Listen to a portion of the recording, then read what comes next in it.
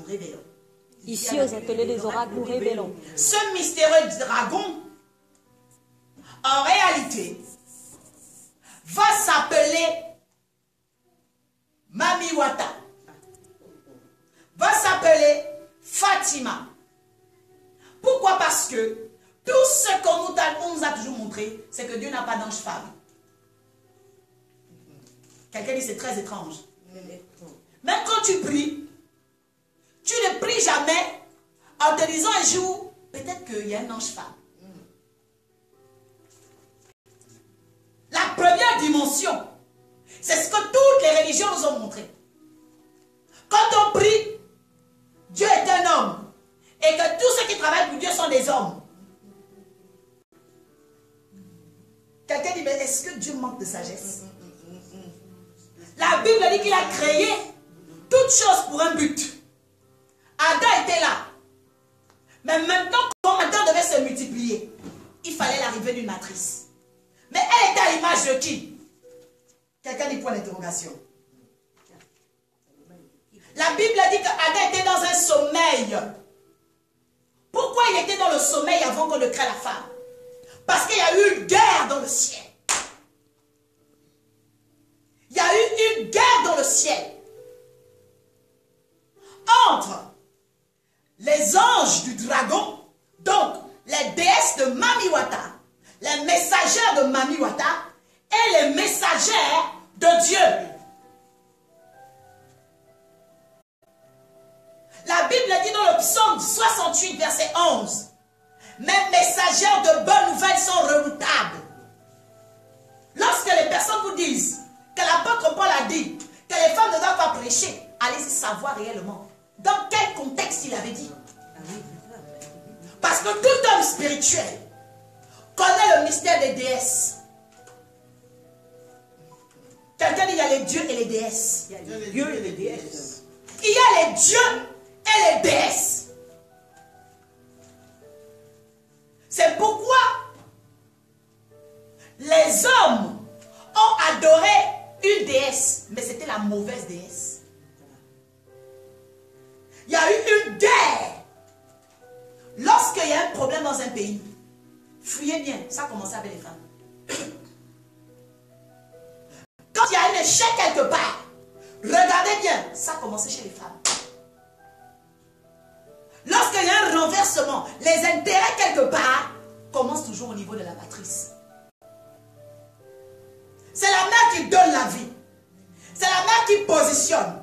C'est la mère qui fait même les trocs. C'est la mère qui a les préférences.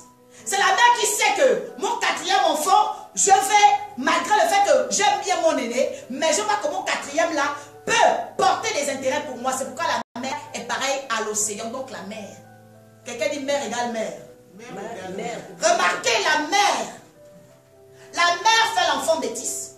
D'ailleurs, à une certaine époque, il y a les mères qui faisaient des enfants blancs, l'enfant noir, l'enfant jaune. Toi-même, est-ce que tu as le même tête que tes frères?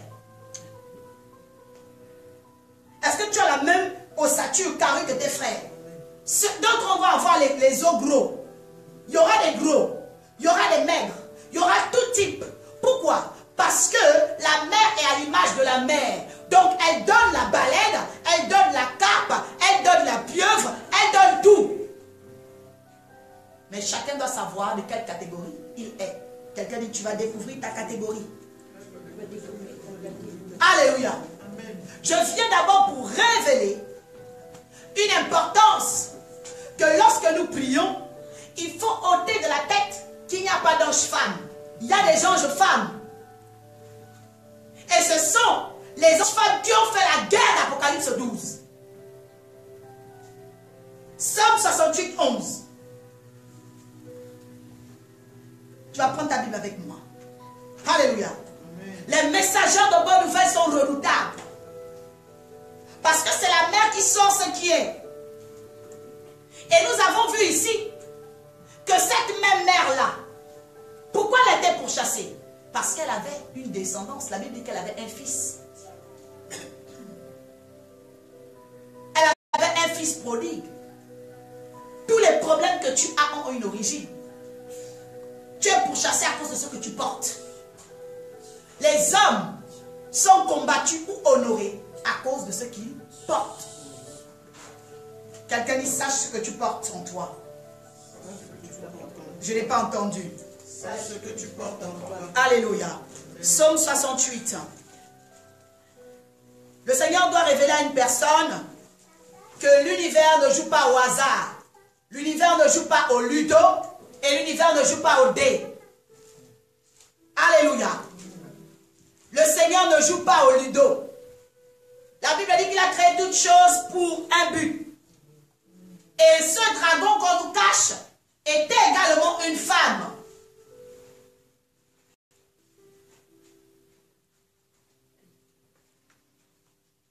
Alléluia.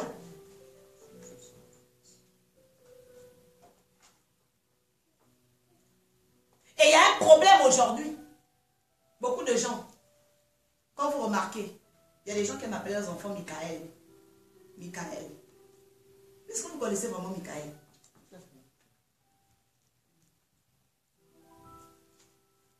Vous pensez que Michael est un homme? Michael est une femme.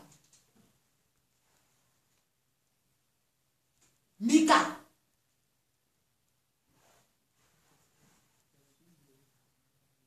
Michael. Mika et elle, ça veut dire ange. Mika de Dieu. Parce qu'il y a un Michael de diable. Il faut qu'aujourd'hui, on puisse vous révéler ces choses. Pour que nous sortions de l'hérésie. Quel Dieu va envoyer un garçon pour frapper une femme? Non. C'est un combat de messagères. 68, 11. Alléluia. Merci Seigneur pour ta parole. Nous allons nous lever. Psaume 68, verset 11. Gloire te soit rendue, Seigneur. Au nom de Jésus. Nous allons même prendre le verset 1 à 12. Gloire te soit rendue. 1, 2, 3. Dieu se lève, ses ennemis se dispersent, et ses adversaires fuient devant sa face. Comme la fumée se dissipe, tu les dissipes. Comme la cire se fond au feu, les méchants disparaissent devant Dieu. Mais les justes se réjouissent. Ils triomphent devant Dieu. Et ils ont des transports d'allégresse. Chantez à Dieu. Célébrez son nom. Frayez le chemin à celui qui s'avance à travers les plaines. L'Éternel est son nom. Réjouissez-vous devant lui. Le Père des orphelins et le défenseur des veuves.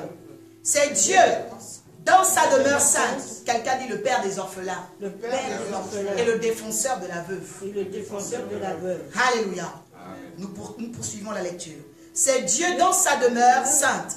Dieu donne une famille à ceux qui étaient abandonnés. Dieu donne une famille à ceux qui étaient abandonnés. Il les délivre les captifs et les rend heureux.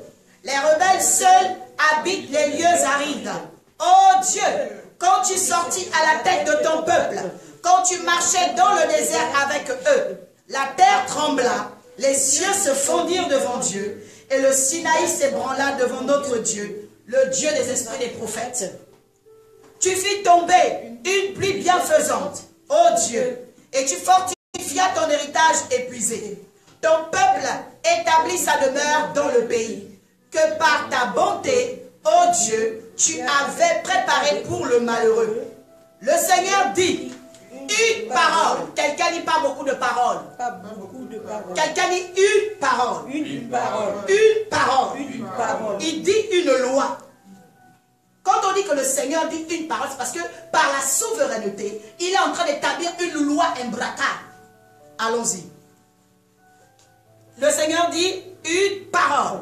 Et les messagères de bonnes nouvelles sont une grande armée. Quelqu'un dit sont une grande armée. Sont une grande armée. Sont une grande armée. Sont une grande armée. Sont une grande armée. La Bible déclare par ceci qui va enfanter quelque chose après, c'est que le Seigneur donne une famille à celui qui était abandonné. Mais comment on donne une famille s'il n'y a pas de femme? Mais comment on l'abandonne? Mais qui les rend veuves? C'est parce que dans l'Apocalypse, il y a eu une guerre des matrices. Il y a eu une guerre des matrices entre celles qui devaient porter le fils prodige, donc donner une nouvelle famille, entre celles qui devaient être dans la stabilité et celles qui venaient avec le venin pour détruire. Mika, de Dieu, Mika, et elle, on vous a fait croire que Michael est un garçon. Michael est une femme. Michael combattit contre les dragons. Parce que son armée est une armée de messagères de bonnes nouvelles. Parce qu'ici, ce n'était plus une guerre par rapport au sexe, mais par rapport aux intérêts. C'était qui devait donner une famille. C'était qui devait accroître. C'était qui devait multiplier. Lorsqu'on parle du serpent qui est venu vers Ève, pourquoi on n'a pas dit que le serpent allait vers Adam? Pourquoi il allait vers Ève? C'est ce qui se passe dans l'Apocalypse. Parce que Ève ici, c'est la figure de Michael. Il y a eu une guerre. Et quand ce dragon, donc Mami Wata, l'ancienne femme, celle qu'on appelle Lilith, a commencé à se rebeller contre Dieu parce qu'elle avait une beauté. Elle était incandescente. Mais quand vous prenez Michael, l'anagramme c'est quoi? Kami. Kemit. Ça veut dire noir.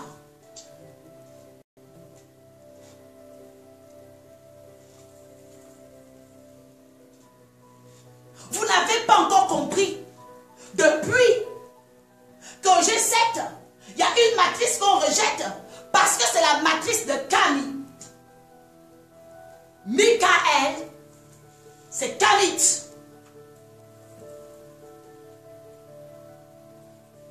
Les anges de Michael combattirent le dragon, combattirent celle qui avait été rebelle à Dieu. Et remarquez, depuis toujours, la couleur de Sainte Marie, c'est quoi?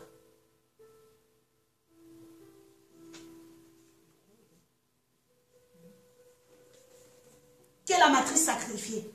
C'est la matrice Kamit. Mika. La Mika de Dieu. Ce sont les Mika de Dieu qui souffrent. Pourquoi? Parce qu'elles-mêmes sont allées se mettre à genoux devant la matrice du dragon. Et lorsque le dragon a chuté, lorsque elle est devenue rebelle, elle est tombée au Gabon. Elle est tombée en Afrique centrale parce qu'il n'y avait pas encore de nom Gabon. Mais le génie s'est retrouvé là. C'est pourquoi vous voyez en Afrique centrale, que ce soit Cameroun, que ce soit Gabon, regardez comment les femmes sont. Les femmes sont des vipères. Les femmes sont méchantes. Quelqu'un dit la guerre des messagères est révélée ce matin. Vous devez savoir que quand on parle ici de la guerre, la confrontation des deux visions du monde, c'est la guerre des matrices. La guerre de Mika, donc de Kami, les filles de Kami, et les filles de Mami Wata.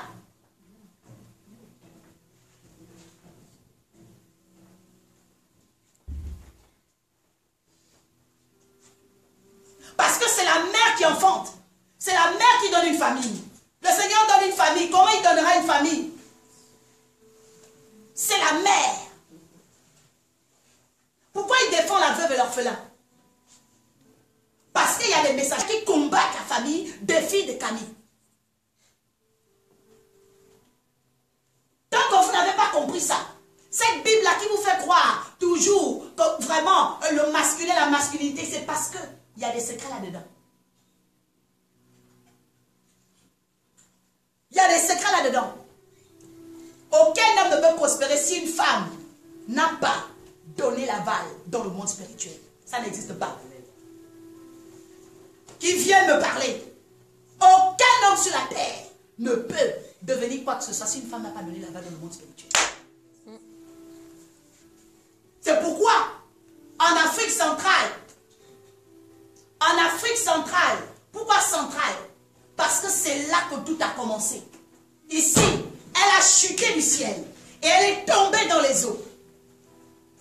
Quand elle est tombée dans les eaux, c'est les eaux d'Afrique centrale.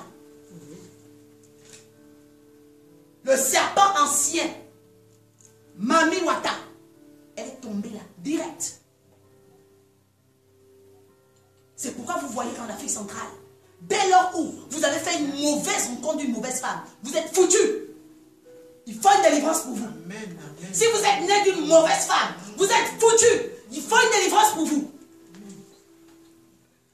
Parce que dès lors où on parle de centrale, c'est là où toutes les décisions se passent. Les plus grands prophètes, dès qu'ils ont quitté l'Afrique centrale, ils sont morts.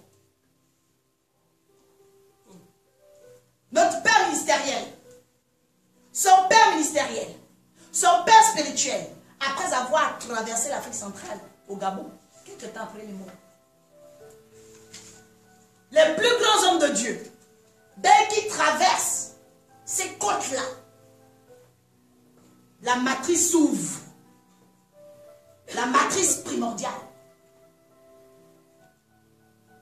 C'est pourquoi même les mères qui sont en Afrique centrale sont des mères vipères. Elles laissent leurs enfants, leur progéniture comme ça. Vous voyez quand la vipère enfante, l'enfant est soliste. Elle laisse son enfant dans la nature. Toi aujourd'hui, si tu as un problème, dis-moi si réellement les femmes de ta famille vont se lever. Ce sera peut-être des hommes. En Afrique centrale, les femmes sont vipères. Et quand une fille de Mikané là-bas, elles font tout pour maudire la personne, pour jalouser la personne, pour envoyer des coups contre elle. Pourquoi? Parce qu'elle n'est pas dans le culte initiatique. Elle ne va pas faire le Mumba. Elle ne va pas faire le Ngondo. Elle ne va pas voir Tchekendomba. Elle ne va pas vers les Sirois. Elle ne va pas faire le Mouri. Elle ne va pas chercher à s'initier. Tout le monde cherche un problème avec elle. Parce qu'elle refuse d'aller activer. Elle refuse d'aller sous l'eau. Parce que c'est en Afrique centrale que tout a commencé. Tu peux faire tout ce que tu veux. Si il n'y a pas une matrice qui garde ta vie, tu auras des sérieux problèmes sur la terre. Et matrice, tenez-vous prêts. Ce n'est pas la mère qui t'a enfanté. Hein. Parce que généralement, la mère qui t'a enfanté, généralement, la mère qui t'a enfanté, c'est la mère vipère. Sur 100% de femmes sur la terre, il reste 3%. 3 qui n'ont pas le venin du mal. Et les 3% cherchent à les tuer. Quand elles vont en mariage, on veut les tuer. Les belles-sœurs sont jalouses, la sorcellerie. Elles arrivent dans des familles. On commence à élever des serpents. Parce qu'il y a 3% sur toute la terre. Ce qui fait qu'aujourd'hui, tous les présidents sont mariés à des garçons.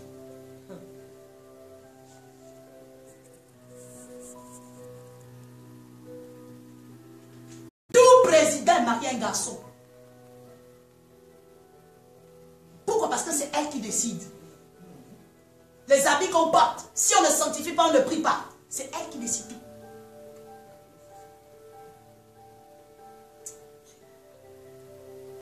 La guerre des messagers. Quelqu'un dit la guerre des messagers. La guerre des messagers. Mais il faut qu'une personne comprenne d'abord à quelle catégorie elle appartient aujourd'hui. Parce que si on vient ici pour prier comme ça, tu ne sais pas ta catégorie. Tu es de quelle matrice? Quelle est la messagère qui t'a envoyé ici? Parce que si c'est la messagère vipère, tôt ou tard, même si tu lui ignorant, tu vas commencer à mettre le venin. Le signe que la messagère vipère est quelque part, c'est vraiment le fait que, malgré le fait que des années, la personne, c'est-à-dire tout ce que tu fais, ça va à long, ça glisse. La prière, c'est là, mais ça ne marche pas. L'onction, on jette sur la personne, ça ne prend pas. Les actions prophétiques, c'est-à-dire le corps, c'est le corps vipère. C'est comme ça, les hommes, ils ont pris, tu prends même 100 euros, on te donne 100 euros. 100 euros, en une semaine, elle a tout fini. C'est l'esprit de vipère qui fait ça.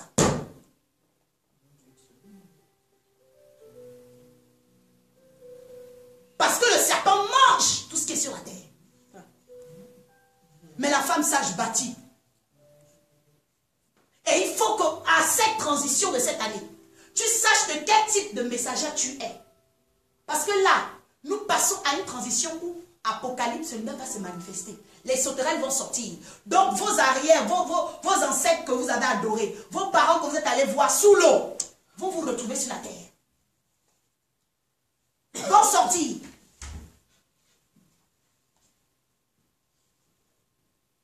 Mais le Seigneur dit quoi? Ceux qui auront la marque sur eux. Les 3% qui restent. Regardez toute la terre, 3%. Ça veut dire que vous êtes en danger tous les jours. Vous êtes en danger tous les jours. Les personnes que vous rencontrez, que ce soit homme, femme, vous êtes en danger tous les jours. Ça commence bien, mais pourquoi après ça pète? Tu rencontres quelqu'un, la personne est jolie, beau garçon, tout. Tu vas même en mariage, pourquoi après ça pète? L'esprit de vipère. Quelqu'un dit la confrontation des deux visions du monde. Je voudrais que tu pries ce matin pour demander au Seigneur de t'arracher des entrailles de la vipère. David a fait cette prière. Parce qu'avec Dieu, il y a le mystère du rachat. Je n'entends pas ton amen. Amen. Avec Dieu, dans la guerre des messagères, dans la guerre des matrices, il y a le mystère du rachat. Parce que Jésus lui-même, il est né de nous. Descendant de Judas. Judas a couché avec sa belle-fille qui était veuve. Quelqu'un est le défenseur des veuves. Le défenseur des veuves. Mais humainement, c'est un péché. Mais divinement, ce n'est pas un péché. Parce que Tamar elle faisait partie des entrailles des messagers de bonnes nouvelles. L'homme spirituel, ce n'est pas celui qui vit dans la morale humaine. L'homme spirituel, c'est celui qui connaît les entrailles de la miséricorde. C'est-à-dire les entrailles du rachat. Par quel messager tu vas être racheté? Par quelle matrice tu vas être racheté? Judas, fils de Jacob, a couché avec sa fille qui était veuve de son propre fils. Chez les hommes, c'est le péché, mais chez Dieu, c'est le rachat. Parce que Tamar avait les entrailles de la miséricorde. Toutes les femmes qui étaient autour de Judas pouvaient être belles, avoir l'âge, avoir le statut, mais elles n'avaient pas les entrailles de la miséricorde. C'était des matrices de vipères. Vous savez, quand Dieu a son intérêt à cause du fait du poison, parce que Dieu connaît ta vie mieux que toi. Dieu connaît la traçabilité du monde. Dieu connaît les origines du monde. Donc si Dieu dit, telle relation, je mets échec, toi tu peux pleurer, jeûner. Dieu dit non. Pourquoi? Parce qu'il sait que là-bas, c'est les entrailles de la vipère. Je dis à une personne qui a pleuré une relation, qui a pleuré quelque chose, que Dieu est en train de te mettre à part. La Bible dit dans Apocalypse 12 que cette femme-là s'est retrouvée au désert. Mais il y a des personnes qui vivent des situations parce que Dieu les épargne de la mort. Il y a des personnes qui sont au chômage parce que Dieu les épargne de la mort. Il n'y a pas que le désert de ta souffrance, il y a le désert de la protection. Merci Seigneur. Amen, amen. Quelqu'un dit c'est le désert de mon protectorat. Quelqu'un dit c'est le désert de mon protectorat. La Bible déclare que le fils a été gardé et la femme est allée au désert. Elle avait déjà vu son enfant. Regardez comment ça fait mal. Tu sors de la maternité et on te dit que ton enfant part ailleurs. Elle a supporté la douleur. Elle a supporté la solitude. Elle a supporté l'isolation. Elle était dans le désert. Comme Jésus est venu sur la terre, les gens ne l'écoutaient pas. Les personnes ne faisaient pas attention. Mais ils savaient qu'il avait une mission. Dans le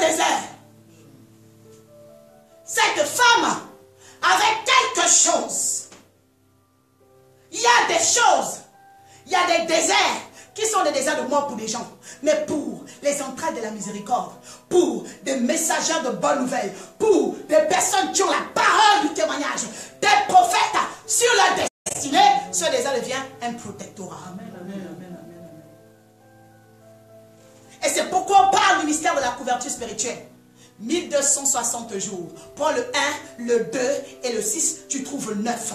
Pourquoi 9? Parce qu'il fallait un temps de gestation, fallait un temps de préparation, fallait un cycle, fallait des phases, des modulations de fréquence pour que cette femme soit relevée.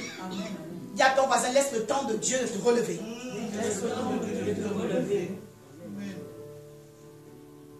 Laissons à Dieu le temps de nous relever. Parce qu'il y a des gens qui braquent leur système de protectorat. Ils sont dans le désert. Dieu les sécurise et ils disent non, je veux sortir. Quelqu'un qui a attention, dragon, il est dehors.